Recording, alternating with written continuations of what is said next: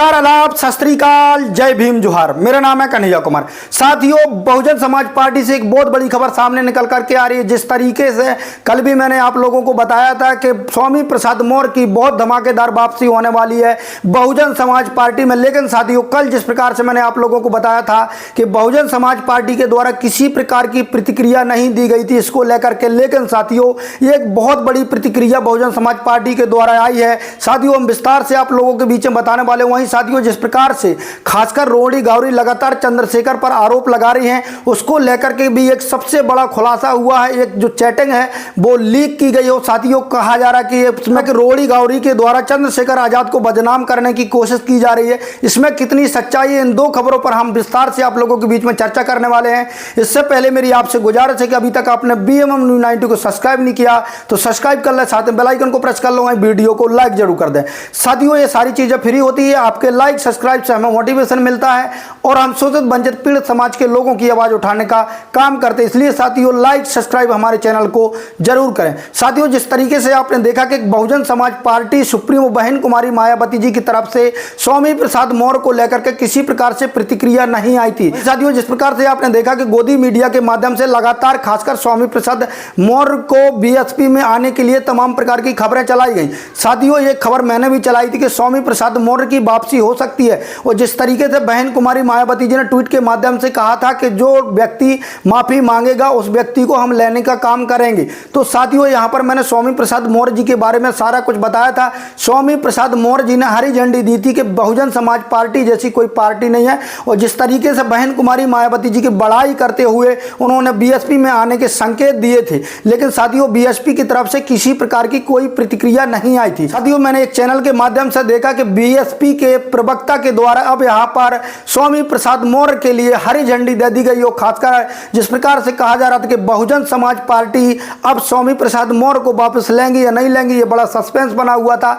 लेकिन साथियों, जी न्यूज पर खासकर यहां पर BSP के प्रवक्ता ने स्पष्ट तौर पर कह दिया है कि हमारी बहन कुमारी मायावती जी ने कहा है कि कोई भी नेता यदि पश्चाताप करता है तो उनका हमारी पार्टी में स्वागत है। तो साथियों, जिस तरीके से बहन कुमारी मायावती जी 2027 की तैयारियों में जुटी हुई हैं और कहा जा रहा था कि बहन कुमारी मायावती जी 2027 में अपनी सरकार बनाएंगे। साथियों, जिस प्रकार से खबरें सामने निकल करके आ रही हैं कि अब बड़े बड़े नेताओं की वापसी होने वाली है। साथियों, यहां पर बहुजन समाज पार्टी की सरकार बनना लगभग उत्तर प्रदेश में तय माना जा रहा है। साथियों, जिस प्रकार से अब मैंने कहा कि बहुजन समाज पार्टी के प्रवक्ता ने यहां पर जिस प्रकार से खासकर स्वामी प्रसाद मौर्य की वकालत करते हुए टीवी पर बहस पर कहा कि स्वामी प्रसाद मौर्य जी हैं वो हम बैठकर बात के लिए लड़ते हैं, अंधविश्वास के खिलाफ लड़ते हैं और हमारी पार्टी भी इसे ही करती है।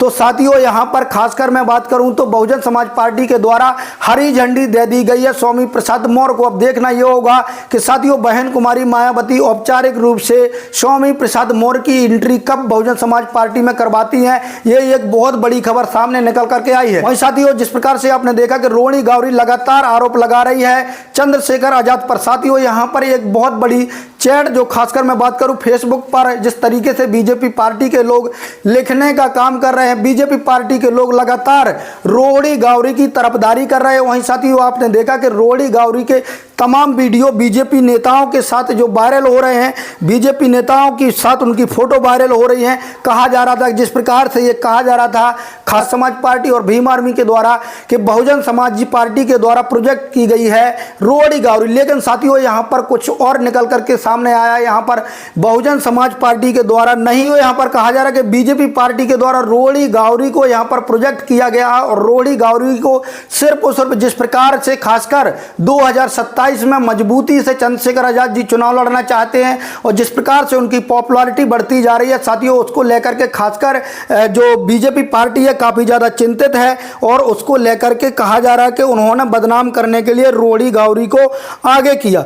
लेकिन साथियों, सबसे बड़ी बात यह निकल करके सामने आ रही, जिस प्रकार से मैंने खासकर एक ट्वीट के माध्यम से, एक खासकर फेसबुक पोस्ट के माध्यम से BJP नेताओं को देखा कि लगातार वो रोड़ी गावरी का खासकर रोड़ी गावरी का वो सपोर्ट कर रहे हैं। मैंने जिस प्रकार से ये देखा, लालजी निर्मल जो मंत्री हैं, राज्य मंत्री भी रह चुके हैं, उन्होंने एक पोस्ट करते हुए खासकर जिस प्रकार से ये पोस्ट की वो मैं आप लोगों के बीच में बताने वाला हूं कि किस तरीके से उन्होंने रोड़ी गावरी के लिए लिखा। रोड़ी गावरी के लिए उन्होंने कहा कि एक दलित समाज की बेटी के साथ जिस प्रकार से हमारे दलित समाज के भाई जो अपनी राजनीति चमकाने के लिए हमारे लोगों का उपयोग करते हैं, और उनका जिस तरीके से उन्होंने आरोप लगाए थे कि उनका उत्पीड़न हुआ है, लेकिन साथियों उन्होंने जिस तरीके से बीजेपी पार्टी लगातार सपोर्ट कर रही है, बीजेपी के नेता लगातार सपोर्ट कर रहे हैं, इससे सीधे सिद्ध हो जाता है कि रोहड़ी गावरी अब बीजेपी पार्टी के द्वारा ही प्रोजेक्ट की गई है। और जिस प्रकार से भाई चंद्रशेखर आजाद जी को बदनाम करने की कोशिश की जा रही है,